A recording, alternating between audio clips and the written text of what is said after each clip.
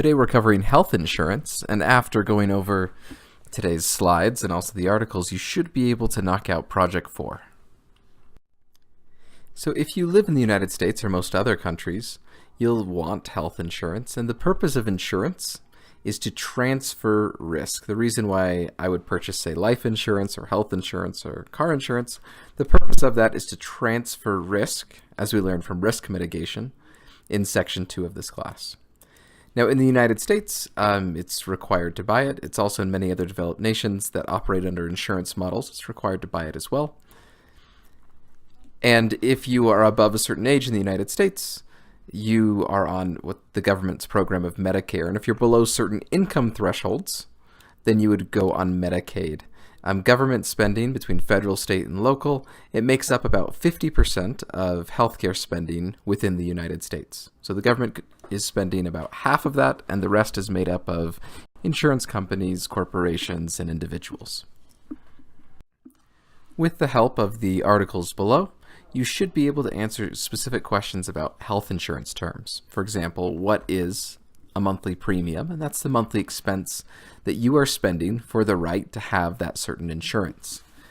A deductible is the amount that you must spend on qualified expenses before insurance starts picking up the tab. Coinsurance, well, that's the percentage of the covered expenses after you hit the deductible, but before you hit the out-of-pocket max, which we'll talk about in a moment. But in this certain area, this is the percentage of the expense of healthcare expenses that you have to cover. And then out-of-pocket maximum is the most you will pay on an annual basis. For the most part, these are based off of calendar years, but there are exceptions to this occasionally. Now that probably seemed kind of convoluted, so let's walk through a few examples. Let's say that I pay $1,000 a month for my health insurance premium. My deductible kicks in after $1,000. I have 50% coinsurance, and my out-of-pocket maximum is $4,000. Let's say that you have $5,000 of qualified health expenses during the year. So how much did you spend on each one of these items? Well, let's start with, you pay $1,000 is your deductible. So that's just you covering all by yourself. 50% of the remaining $4,000, that would be $2,000, that's your coinsurance.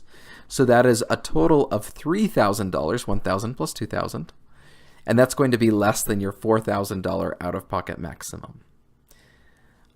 On top of this, you have your premium, which was $12,000 during the year, so your total healthcare costs were $15,000 between your premium, your deductible, and your coinsurance.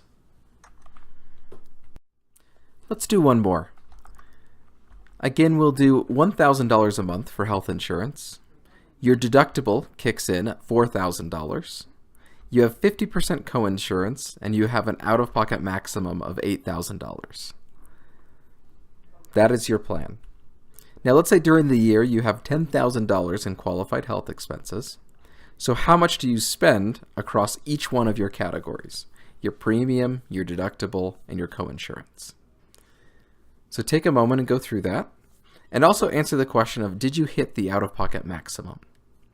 Okay, so the premium, $1,000 a month for 12 months, that's $12,000. Your deductible, well, you spent above your deductible, so it's all of it. So that's $4,000. And then you add $10,000 in qualified health expenses, so the remaining $6,000. So $6,000 times 50% is $3,000. So you'd have $4,000 deductible, $3,000 coinsurance. That's a total of $7,000, plus $12,000 for your health insurance premium. That's a total of $19,000. We did not hit the out-of-pocket maximum. Now, probably the most annoying part of health insurance is pinning down exactly what is covered and what is not covered. And so there are qualified expenses and non-qualified expenses. Now, some of it makes sense in terms of like, is, say, acupuncture covered as a qualified expense, or is that, say, a non-qualified expense? And that's defined in the documents by the insurer, and that's relatively straightforward, although there can be some gray areas. The other is that when there is approved healthcare, say your doctor says, I think you should do XYZ procedure, and then maybe your insurer disagrees, and so there needs to be an approval process for it to become a qualified expense. The other thing to keep in mind is in-network versus out-of-network. So your insurer perhaps only deals with, for their qualified expenses, certain hospitals, certain doctors, etc. And so you need to know which healthcare providers are part of in-network and which ones are part of out-of-network. And so usually it's not that everyone is part of in-network. It will be select doctors, select hospitals. Sometimes it'll be a hospital, but not every doctor in that hospital, which can get quite frustrating. So that if you are going to have a procedure done, you need to know if all the people involved with your procedure are in network, say the hospital, the doctor, the surgeon, the lab, the support team, say an anesthesiologist. Each one of those need to be in network for your procedure, and it can require some homework on your part, or sometimes the insurer can help with that to approve that. Now, if you are not receiving your health insurance from the government, you could be buying it at a personal level, like in Project 4, or you could be receiving it from your employer.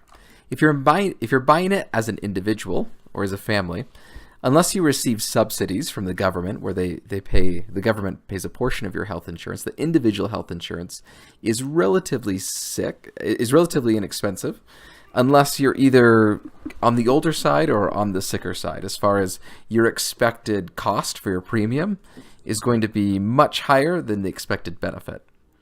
And that's driven by the nature of healthcare regulations and how that operates. The other thing to keep in mind as far as getting insurance from your employer, so this is something that's rather expensive for a large portion of the population.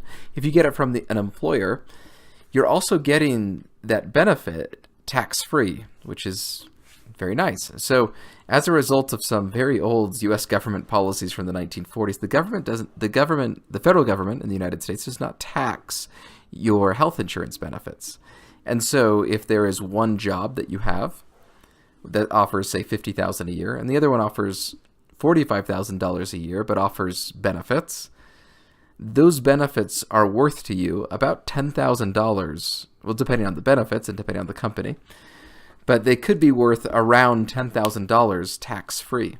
And so this is just something to remember when you're comparing your work options on whether health insurance is being provided or not. Now, if your employer offers health insurance, sometimes your employer will offer different plans that you can choose from.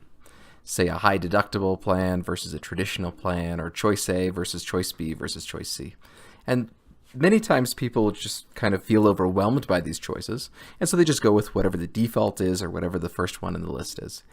And the primary takeaway I want you to have from this section is that it pays to do the math. So someone I know went through this, and they evaluated these two different plans that they were offered, say a high deductible plan and a different plan.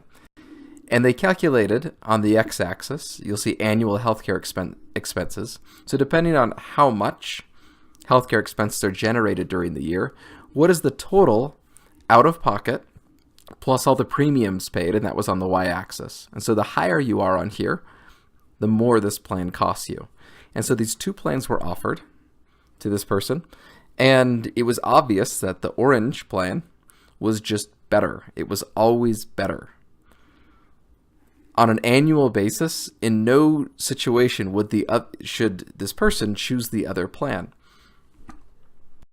And after I heard about this, I started asking around and doing some of the research on my own at my own employer where I was working, and I realized that this previous slide, it was not an anomaly. So after doing some research, comparing with friends, talking to other people, out of the plans that are offered, very often you can pick the best plan for your situation. That one plan will be better than the other, or maybe one plan is only good if your healthcare expenses are just ridiculously low, and the other plan is always better in the other situation. So if you actually sit down and do the math on an annual basis, you can usually figure out which one is best for you in your situation. Now, again, that's on an annual basis, and also you do need to read the fine print of the differences between these plans, but it's worth the time and the effort. In the individual that I mentioned before, there was a difference. They saved about $3,000 every year by selecting one plan versus the other, and those are going to be in after-tax dollars as well. With your healthcare expenses, you can take certain actions that will reduce the amount of taxes you owe because of your healthcare expenses. And the most popular method is what's called an HSA, and that's an acronym for a health savings account. And it's the primary method of paying for healthcare expenses, and you reduce the taxes that you pay. But it can be a bit overwhelming and complex at first. It can be easier to implement if your work has sponsored an HSA program, because you can coordinate it through your work to help kick things off the ground and to get things going. However, it's worth the time and the effort to set them up, start contributing to it every month, because what happens is that every dollar that you put in your health savings account, you do not get taxed on that money for that year. And so it's this tax break. It's convenient for you. And it also can help you to budget and set aside kind of a rainy day fund for when a large healthcare expense may hit you or a family member. Now, like the HSA, the health savings account, there's also an HRA, or a health reimbursement account. And what it is, it's basically an HSA, but instead of you putting the money in, your employer puts the money into the account. So that's a health reimbursement account. There are other options out there like a flex spending account as well. But unless you're relatively sophisticated or willing to put in the time to really understand them and have a lot of medical expenses, I generally wouldn't recommend going down that road to figure out all of those different options like flex spending accounts and some of the other options that are out there.